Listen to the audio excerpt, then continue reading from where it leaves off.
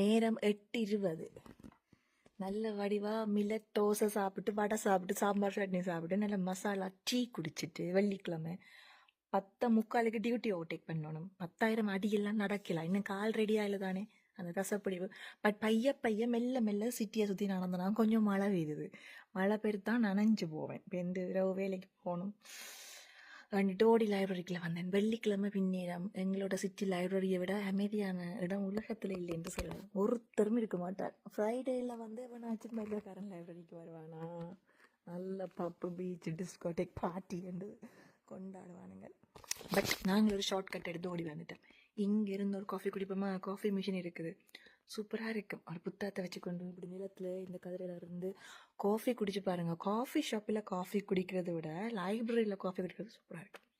okay, வேகன்சியாக இருக்குது ஒரு இடம், வேலை இடம், 2வது 3வது வேலைக்கு ஒரு அப்ளிகேஷன் கொடுத்து